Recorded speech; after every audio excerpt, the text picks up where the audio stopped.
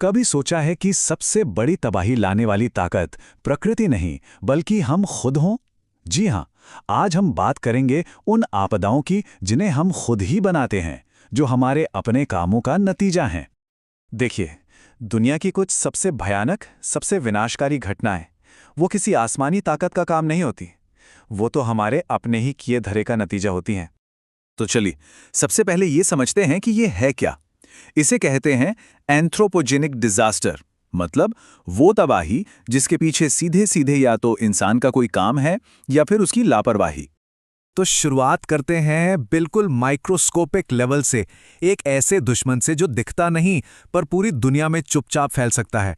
जी हां, हम बात कर रहे हैं जैविक खतरों की। अब यहां एक बहुत जरूरी फर्क समझना होगा, एपिडेमिक और पैंडेमिक।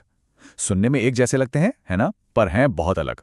देखिए, जब कोई बीमारी किसी एक खास इलाके में तेजी से फैलती है तो वो है एपिडेमिक।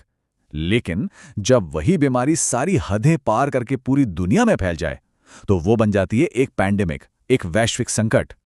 तो सवाल ये है कि ये अदृश्य दुश्मन इतनी तेजी से फैलता कैसे है? वजह कई हैं, जैसे कि साफ सफाई की कमी, खाने पीने की चीजों का दूषित होना, एक कमजोर हेल्थ केयर सिस्टम, कचरे का सही से निपटारा ना होना और हाँ, आजकल की हाई स्पीड ग्लोबल ट्रैवल। ये सब मिलकर एक परफेक्ट स्टॉर्म बना देते हैं। और इसका असर वो सिर्फ सेहत तक सीमित नहीं रहता। सोचिए, बड़े पैमाने पर मौतें होती हैं, देश का सारा पैसा और संसाधन बीमारी से लड़ने में लग जाता है, हेल्थ सेक्टर में हुई सारी तरक्की पानी में चली जाती है, और तो और ये गरीबी और बड़े पैमाने पर तबाही का कारण भी बनता है। तो ये तो हुई अदृश्य दुश्मन की बात। अब आगे बढ़ते हैं और बात करते हैं उन खतरों की जो हमारी तरक्की की कीमत हैं, जिन्हें हम अपनी आंखों से देख सकते हैं, यानी इंडस्ट्रियल और केमिकल डिजास्टर्स। ये तस्वीरें ये एक ही सिक्के के दो पहलुओं को दिखाती हैं। एक तरफ किसी फैक्ट्री में लगी भयानक आग जो अचानक और विस्फोटक होती है, और दूसरी तरफ समंदर में फैलता हुआ तेल, एक धीमी लेकिन लगातार फैलने वाली तबाही। ये हादसे प्रोडक्शन के किसी भी स्टेज पर हो सकते हैं, कभी मशीनों या सिस्टम में गड़बड़ी से, कभी रखरखाव में कमी की वजह से, तो कभी सेफ्टी रूल्स को नजरअंदाज करने से, और कई बार तो ये किसी साजिश या आतंकी हमले का भी नतीजा हो सकते हैं। पर ज्यादातर मामलों में जड़ में वही इंसानी भूल या लापरवाही होती है। और जब तेल रिसाव जैसी कोई घटना होती है तो उसका असर बस कुछ दिनों का नहीं होता। इसका असर कई कई दशकों तक रहता है, इंसानों की सेहत पर, समंदर में रहने वाले जीवों पर, पूरे के पूरे पर्यावरण पर, और हाँ, अर्थव्यवस्था पर भी इसका बहुत गहरा असर पड़ता है। अब ऐसा नहीं है कि इसे रोकने या साफ करने के तरीके नहीं हैं। तकनीकें मौजूद हैं, जैसा कि यहां दिख रहा है, लेकिन सच तो यह है कि इतनी बड़ी तबाही के सामने ये तरीके अक्सर मुश्किल साबित होते हैं और पूरी तरह से कामयाब भी नहीं हो पाते। चलिए, अब बात करते हैं इंसानों द्वारा बनाए गए सबसे बड़े खतरे की। एक ऐसा खतरा जिसके नतीजे वाकई पीढ़ियों तक भुगतने पड़ सकते हैं। हम बात कर रहे हैं न्यूक्लियर डिजास्टर्स की। ये आपदा अपने आप में सबसे अलग है। पता है क्यों? क्योंकि इसका सबसे बड़ा खतरा यानी रेडिएशन पूरी तरह से अदृश्य होता है, दिखता नहीं है, पर इसका असर सालों साल, दशकों तक बना रहता है। इतिहास में 3 ऐसे बड़े हादसे हुए हैं जिन्होंने न्यूक्लियर खतरों को लेकर हमारी सोच को हमेशा हमेशा के लिए बदल दिया।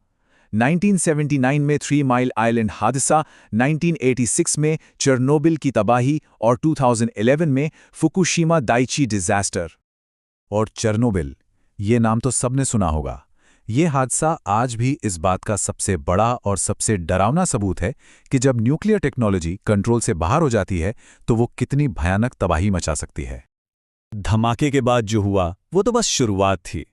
एक न्यूक्लियर डिजास्टर की असली विरासत, उसकी असली छाप तो आने वाली पीढ़ियों की सेहत पर दिखती है। जेनेटिक बदलाव, कैंसर, एक्यूट रेडिएशन सिंड्रोम और तरह तरह की शारीरिक और मानसिक अक्षमताएं। तो हमने इन सभी खतरों को देख लिया, समझ लिया। अब सबसे बड़ा सवाल ये उठता है कि हम अपने ही बनाए इन जोखिमों से निपटे कैसे, इनका मैनेजमेंट कैसे करें? इसका जवाब एक मल्टी लेयर्ड अप्रोच में है, मतलब हमें कई लेवल पर काम करना होगा। सबसे पहले तो खतरे को पहचानना और उसके रिस्क का अंदाजा लगाना, फिर अर्ली वार्निंग सिस्टम तैयार करना, तैयारी और ट्रेनिंग पर जोर देना, और अगर हादसा हो ही जाए तो मिलकर तेजी से एक्शन लेना, और इन सब के लिए मजबूत कानून और जवाबदेही तय करना भी उतना ही जरूरी है। तेल रिसाव के बारे में ये लाइनें बहुत कुछ कहती हैं।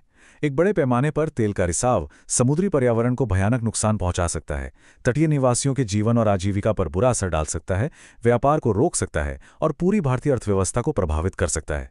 इससे साफ पता चलता है कि ये आपदाएं अकेली नहीं आती। एक घटना होती है और उसके बाद आर्थिक और सामाजिक मुसीबतों की एक पूरी चेन रिएक्शन शुरू हो जाती है। तो आखिर में सवाल ये है, जैसे जैसे बनाने की हमारी ताकत बढ़ रही है, वैसे वैसे तबाह करने की हमारी ताकत भी बढ़ रही है। तो हम ये कैसे सुनिश्चित करें कि हमारी समझदारी हमारी ताकत के साथ कदम से कदम मिलाकर चले?